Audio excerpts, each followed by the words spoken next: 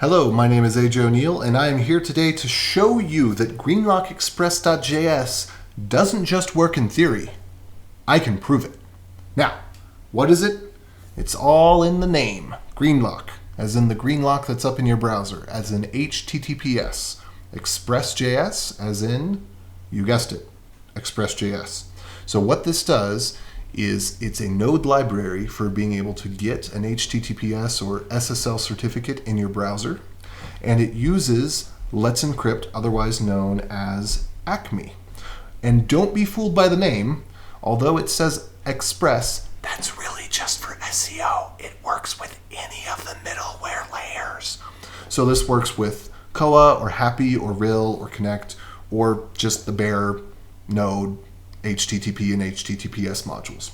So who would want to use this? Well, it's for people that want to build a web server in Node.js or a proxy or something like that. So this isn't if you want to use Apache or you want to use Nginx, or if you're using Docker with load balancing, or if you're using Heroku. All of those are already handling the HTTPS at their layer.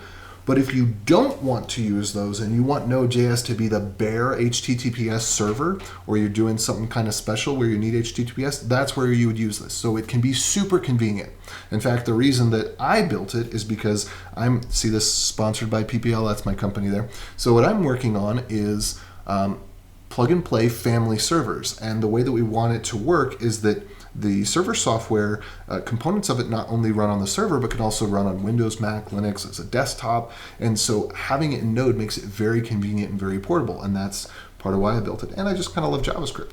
So the purpose of this video is really just to show you, there's this QuickStart example that I don't recommend you use in real life, but just to be able to prove in as few lines as possible, the whole thing fits on a single screen, that you can have a server that gets free SSL certificates in that few lines of code. That's kind of what this video is for. And there's a follow-up video that'll show you how to properly configure it, quote, the right way. So here I have a public-facing server. This terminal here is actually a DigitalOcean VPS, so it is not localhost. This example won't work on localhost. If you try to do that, it'll fail, and you'll open an issue and say, this doesn't work, and I'll say, yes, it does.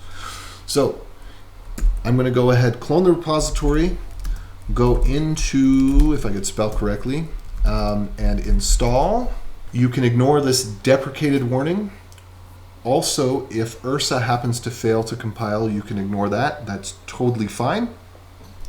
And now all I need to do is change the examples simple.js, which is exactly what we're looking at here on screen, except that it uses a relative path for requiring the module since we get cloned it and we're in the repository.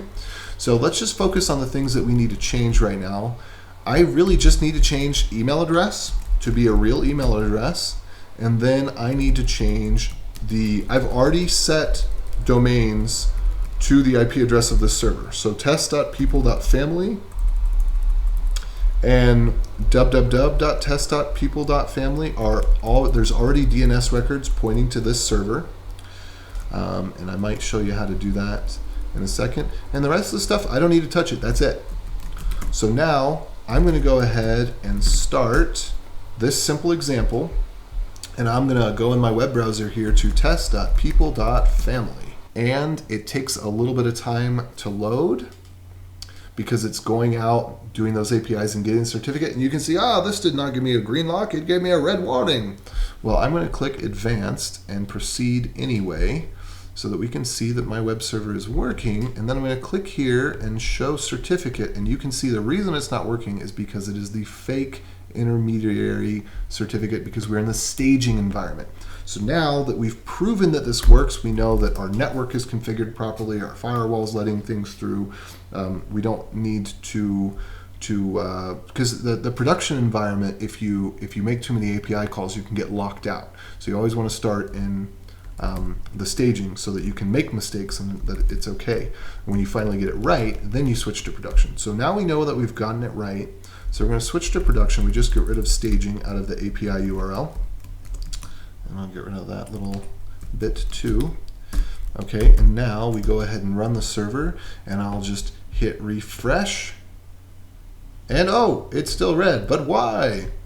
Well, it's still issuing the fake certificate. Okay, the reason there is that once you get your staging certificates, they're saved. So I need to remove my Acme directory and start over so that now it will get only the production certificates and it won't have the not so good staging certificates cached. So now we see it's taking a little bit of time. It's doing those API calls, running through that process. And then, well, bam, the certificate is issued, but wait, it's still bad. But it actually isn't bad. This problem happens sometimes, and it can be so frustrating if you don't, check at that level. All it is that sometimes in Chrome, it keeps the red thing there if it's been there before, and when you open up a new tab, then it's fine and everything works just dandy. Also wanted to show you that, so it actually fetched everything in that array of domains. It fetched and put on a single certificate, so that's why visiting this domain didn't take any extra time. If we scroll down to wherever it is, we will see both certificate, or both domain names are listed on the certificate. And then, let's see, what else did I need to show here? I was going to show it with curl, because that's fun sometimes. Whoops. And I think we just need to go over the gotchas now. So you've seen the full bit of code. Let's talk about the gotchas are. First of all, we already talked about public-facing IP. So you need to be on a real server, not localhost, not a private network on like an internal company network. If you have a scenario like that, you can use a DNS challenge. You also can't use wildcards, even with the public-facing IP, with the HTTP challenge. You have to use the DNS challenge, and that's for another video. So wildcards and private networks, you can't do that with this example. You have to have the correct Acme version. If you copied the Let's Encrypt v1 URL and you have version draft 11 specified, you're going to get problems. You have to have a valid email address. So if you want to check to see if the email address is valid, you can take the thing after the @ sign and do dig mx and put that there. Now the reason that this is important is that you may have just set up your domain with an email address and be so excited to use it, but those changes may not have propagated through the network, and so your email may not be tested as valid yet. And sometimes if you think that it ought to be valid, you can put the plus trace, right, do dig plus trace and run that a couple times, and it'll kind of clear out the caches locally and get you the right stuff.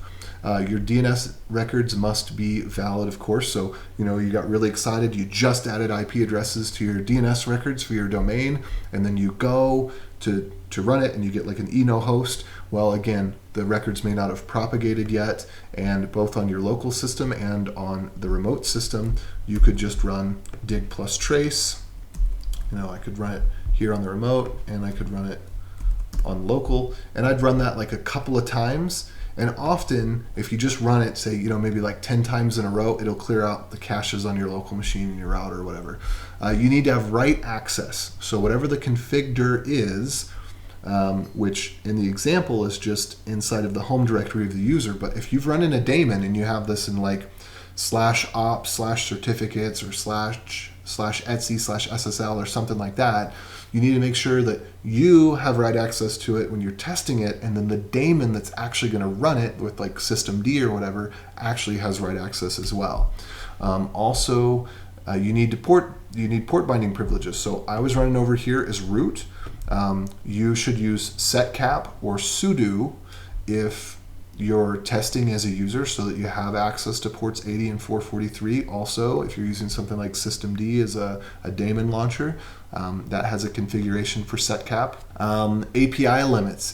Do not test on the production URL, because you'll hit your API limits, or it's more likely that you'll hit your API limits, and then you'll have to wait days or hours or change IP addresses or something like that. Always start with the staging URL, figure it out there, then switch over to production. And then I showed you firsthand a couple of the red lock and untrusted certificate problems that you might encounter. So that's all for this video. Come join again, and we will talk about the quote real usage, and you'll notice that some of the options are a little bit different here, and I'll explain all that then.